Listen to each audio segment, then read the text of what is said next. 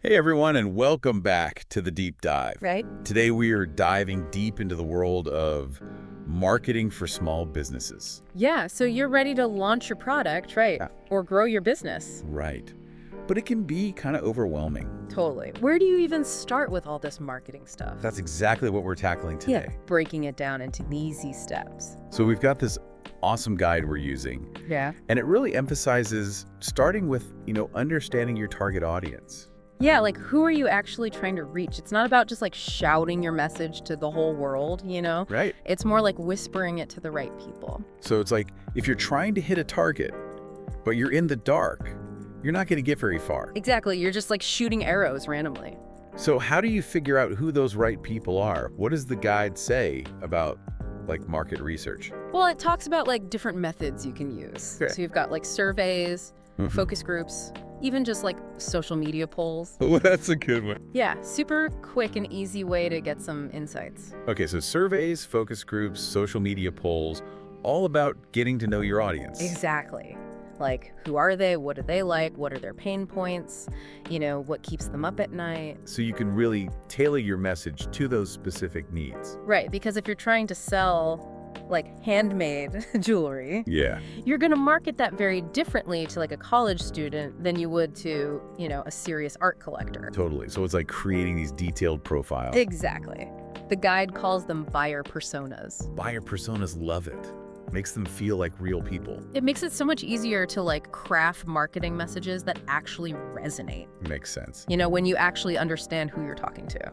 Now, one thing that I've always found super helpful is checking out what the competition is doing. Yeah, competitor analysis. Yeah. The guide mentions that, right? It does. It's like super important to keep an eye on like what's working for your competitors and also, maybe even more importantly, what's not working. Oh, that's a good point. Yeah, learn from their mistakes. Right, so you don't have to reinvent the wheel. Exactly. And you can kind of see where the opportunities are. Right, like where can you differentiate yourself? What can you offer that's unique? All right, so we've got a handle on our target audience. We've checked out the competition.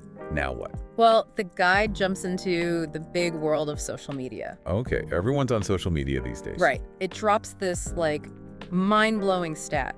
Over 3.8 billion people worldwide are using social media. Wow. That's insane. Like half the planet. It's a lot of people.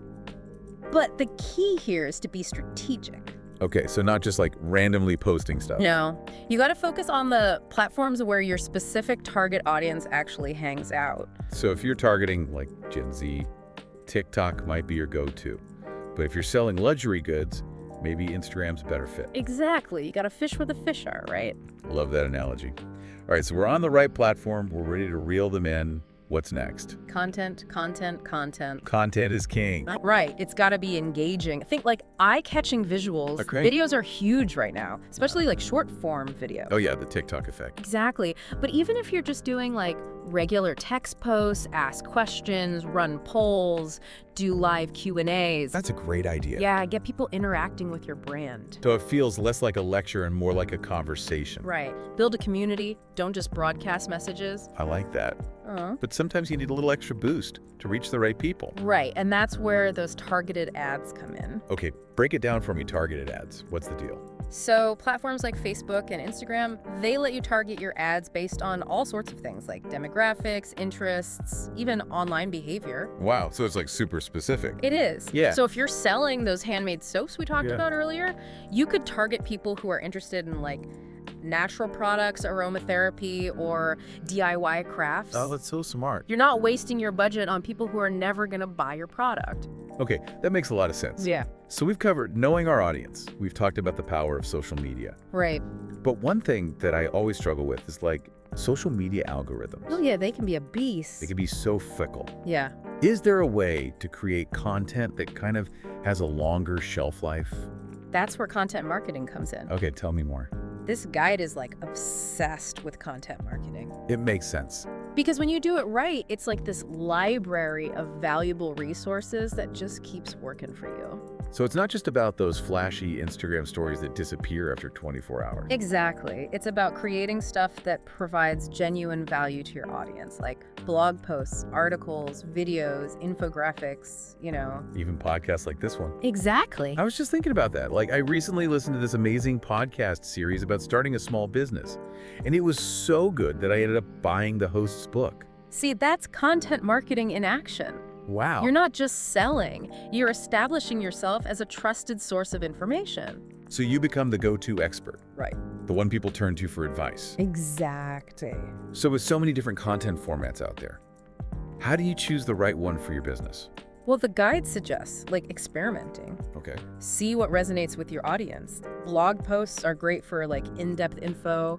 Videos are super engaging for visual learners. And infographics are perfect for data. Right. So again, it's all about using the right tool for the job. Exactly. But how do you make sure your content stands out from the crowd?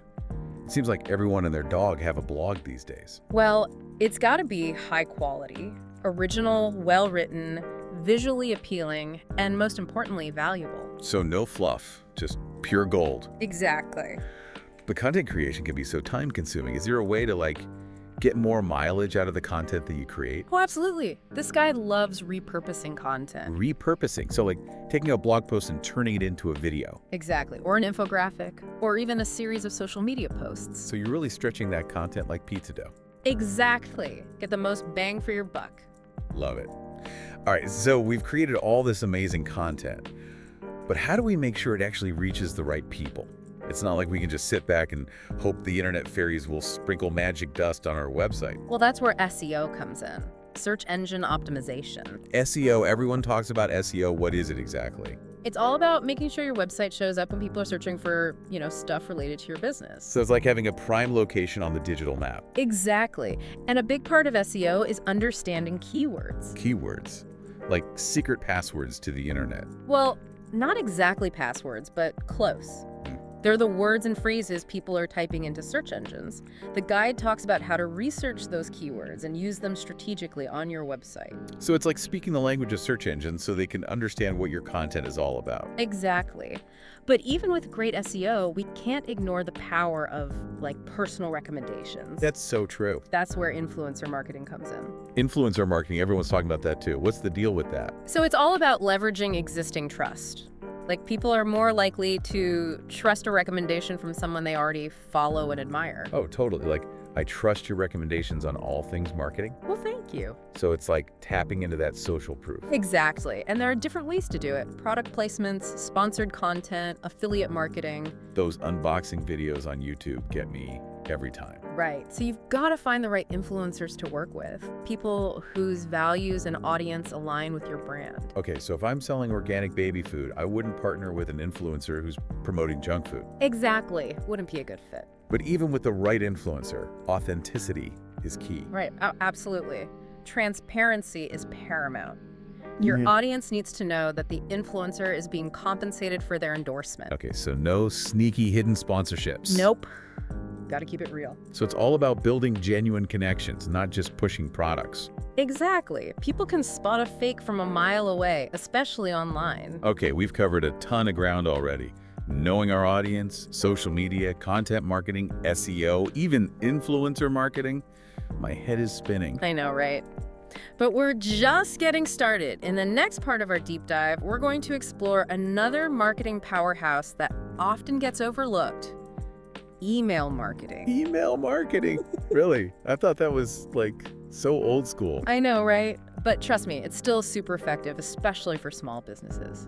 We'll dive into all the details in part 2. Okay, I'm intrigued. I can't wait to learn more. Welcome back to the deep dive. We're picking up right where we left off. Still talking about marketing for small businesses. That's right. And I am so ready to dive into this email marketing thing. You got me really curious last time. It can be easy to forget about email with all the fancy social media stuff going on. Oh, totally. It feels like old school. But you know what's cool about email? It's you actually own your audience. With those other platforms, it's you're always at their mercy, Right, the algorithms are always changing. You never know what's going to happen. Exactly. But with email, those people have actually chosen to hear from you. So it's like a VIP list? Exactly. It's Yeah. people who are actually interested in what you've got to say. makes total sense. Plus, this guide mentions that email marketing has a crazy high return on investment. Really? Yeah, like an average of 4,300%. Wait, what? 4,300%? That's insane. Yeah, try getting that kind of return on a social media ad. Okay, I'm officially convinced email marketing is back on the table. But the big question is, how do you actually build an email list? Yeah, where do you even find these people? Well, you gotta think about what you can offer in exchange for their email address. Like some kind of bribe. Kind of. A lead magnet, the guide calls it. Okay, a lead magnet. So like a free ebook, Right. or a discount code, or a webinar, or even just some exclusive content that you only share with your email subscribers. So it's got to be something valuable. Exactly. People love a good freebie. Oh, totally. Yeah. But once you've got them on your list, what do? You just like bombard them with sales pitches. No way! That's a surefire way to get people hitting that unsubscribe button. Makes sense. You gotta be more strategic about it. Okay, so how do you do that? Segmentation and personalization, that's the key. Break down those fancy words for me.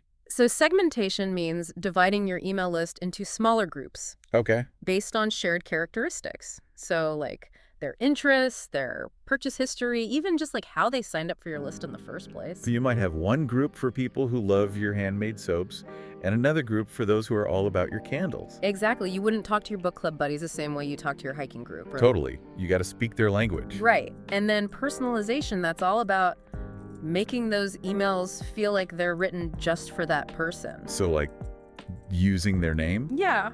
Or referencing past purchases or recommending products based on what they've been browsing on your website. Oh, so it feels less like a mass email and more like a personal note. Exactly. And there's this amazing thing called email automation that can help with all this.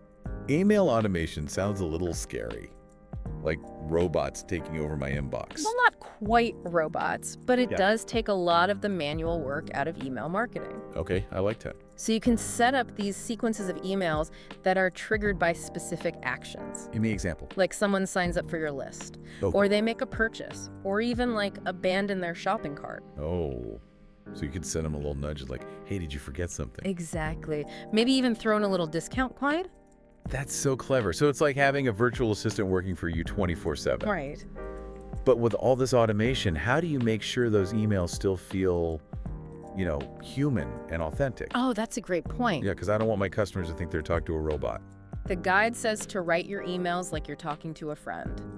Keep it conversational, share personal stories, maybe even inject a little humor. So basically just be myself. Exactly. Let your personality shine through. People buy from people they like and trust. Okay, this is starting to make a lot of sense. Yeah. So we're sending out these targeted, personalized, automated emails that are bursting with personality. Right. What's the final piece of the puzzle? Tracking your results. Ah, of course. Data is everything. You got to know what's working and what's not. So what numbers should we be looking at? So things like open rates, click-through rates, conversion rates. Break it down for me. What do those even mean? So open rates is basically how many people are actually opening your emails. Click-through rates is how many people are clicking on the links inside your emails. And conversion rates is how many of those clicks are actually turning into sales or whatever action you want them to take. So it's not enough to just send those emails out into the void. Exactly. You got to make sure they're actually hitting the mark. Okay, that makes sense. So we've got our email marketing machine humming along, but I think it's time to circle back to SEO for a bit. We touched on it last time, but it feels like a big one. It is a big one. And it's worth spending some more time on. So SEO is all about making sure your website shows up in those search results, right? Exactly. When people are searching for stuff related to your business, it's like having a prime location on the digital map. But how do we actually get there? Well, we talked about keywords. Right, those secret passwords to the internet. Those are important, but it's not just about sprinkling them randomly on your website. Okay, so there's more to it than that. There is. There are actually different types of keywords, and you need to use a mix of them. Okay, I'm all ears. What kinds of keywords are we talking about? So there are short tail keywords, which are those broad terms like handmade soap or yoga mat. Okay, I get. Those have high search volume, but they're also super competitive. Right, because everyone's using those. Exactly. And then you have long tail keywords. Long tail. Yeah. These are more specific voices, like best handmade soap for sensitive skin, or eco-friendly yoga mat with extra grip. Oh, that makes sense. They have lower search volume, but they're less competitive. So it's like a smaller pond, but you're more likely to catch the right fish. Exactly. And the guide suggests using a mix of both short-tail and long-tail keywords to attract a wider audience while still targeting those people who are most likely to become customers. Makes total sense. But how do you even find these magical keywords? There are some really cool keyword research tools out there. Really? Yeah, both free and paid. Cool. They help you uncover the words and phrases people are actually searching for, like Google Keyword Planner, Ahrefs, SEMrush. Wow. It's like having a secret decoder ring for the internet. It kind of is. Okay, so we found our keywords. Now what? What do we do with them? You gotta use them strategically throughout your website content, in your page titles, headings, image descriptions, and of course in the actual text on your pages. But I don't want it to sound like a robot wrote my website. Right, you gotta use them naturally, Yeah. organically, in a way that provides value to your readers and also helps search engines understand what your content is all about. So it's like a balancing act. It is. And the guide also says that you've got to create high quality content. Like if your content is thin, poorly written, or doesn't provide any real value, those keywords aren't going to do you much good. It's like building a beautiful house, but forgetting to put in furniture. Exactly. SEO is not just about attracting people, it's about engaging them too. Okay, so we've got our keywords sorted, our content is amazing, and we're speaking the language of search engines. Right. Anything else we need to know about SEO? Well, there's this thing called link building. Link building. Sounds kind of technical. It can be, but basically it's all about getting other websites to link back to your website. The more high quality links you have, the more credible you look to search engines. So it's like having a bunch of online friends vouching for you. Exactly. Okay, cool. So how do you actually build those links? Well, there are different ways, like guest blogging on other websites, reaching out to influencers in your industry, participating in online communities and forums. So it's all about being an active member of that online community and building relationships. Exactly. But it's a long-term strategy. It takes time and effort. Okay, no quick fixes here, but SEO is starting to feel a lot less mysterious now. Good. Glad to hear it, but I think we've squeezed all the juice we can out of this SEO orange for now. Agreed. So what other marketing magic does this guide have in store for us? Well, we've talked about influencer marketing, but there's always more to learn there. Right, so it's all about partnering with those people who have those big audiences and the trust factor. Exactly. But how do you actually find the right influencers to work with? There are actually influencer marketing platforms that can help connect you with potential partners. Oh, cool. I didn't know that. But the guide suggests starting by just identifying influencers that you already follow and admire. You know people whose content you actually enjoy. So people who feel like a genuine fit. Not just someone with a massive following, but no real connection to my brand. Exactly. And when you reach out to them, personalize your message. Explain why you think your brand would be a good fit and what kind of partnership you have in mind. Okay, so no generic copy and paste messages. Definitely not. And be upfront about your budget and expectations. Transparency is key. Right, because it's a collaboration, not just a transaction. Exactly. Both parties should benefit. Okay, so we found the perfect influencer and all the details are ironed out. How do we make sure this whole campaign is actually successful? Goals. Goals. Set clear goals and metrics. What are you hoping to achieve? Yep. More brand awareness, more website traffic, actual sales. Okay, so it's like a roadmap for your influencer marketing journey. Exactly. You got to know where you're going before you can start driving. Love that analogy. And once the campaign is live, track those results. Like, are you seeing more website traffic? Are people using the discount code you provided? Are you generating leads? So you can see what's working and what's not. Exactly. And remember, building genuine relationships with influencers takes time and effort. It's not just a one-off transaction. Okay, so treat those influencers like the rock stars they are. Exactly. Okay, so we've covered a lot of ground today. Email marketing, SEO, influencer marketing.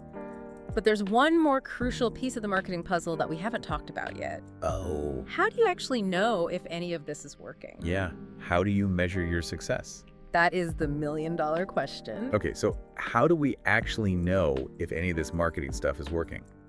Spill the beans. That's what we're diving into today. It's all about measuring your success. Because what's the point of all these fancy strategies if we're not seeing results? Exactly. You got to track your progress. It's like setting sail without a compass. You're just drifting around aimlessly. So true.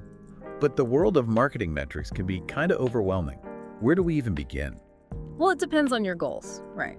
But there are some key metrics that every small business owner should be watching. Like what? Give me the good stuff. Okay, so let's start with your website. How many people are visiting your site? Where are they coming from? What pages are they looking at? So like, are people actually finding my online store? What are they clicking on? Exactly. Tools like Google Analytics can give you all sorts of insights about your website visitors. And it's free. Okay, free is always good. Right, so you can see how people are interacting with your website, where they're coming from, how long they're staying, what they're clicking on. It's like having X-ray vision into your online storefront. That's amazing. But what about those leads? How do I know if my marketing is actually bringing in potential customers? Lead generation, that's another big one. How many people are signing up for your email list, requesting a quote, filling out a contact form? These are all signs that people are interested in what you've got to offer. So it's not just about website traffic, it's about capturing those valuable leads. Exactly. And then there's conversion rates.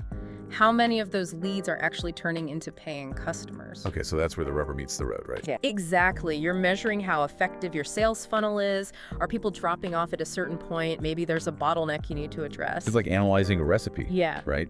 Are all the ingredients blending smoothly, or is something messing up the batter? I like that analogy. But let's not forget about social media. Okay, social media. Everyone's obsessed with those likes and followers. Right. But those are just vanity metrics. What you really want to look at is engagement. So like, are people actually interacting with my content? Exactly. Are they commenting, sharing, liking, clicking on your links? Are they visiting your website? So it's not just about how many followers you have, it's about how engaged they are. Right. You want those followers to be active and interested in what you're doing.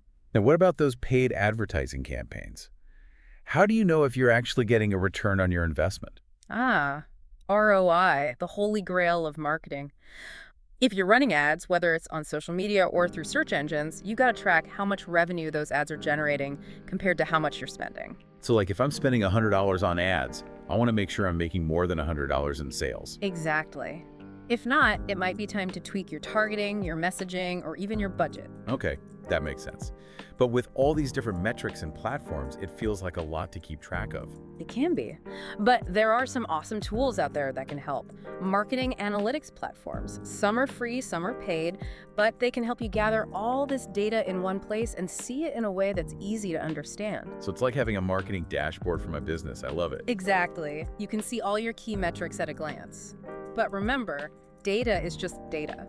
You got to actually use those insights to make smarter marketing decisions. So how do we do that? What's the secret sauce? Look for patterns and trends in your data. What's working, what's not? Are there any areas for improvement? Use those insights to refine your strategy, double down on what's working, and ditch what's not.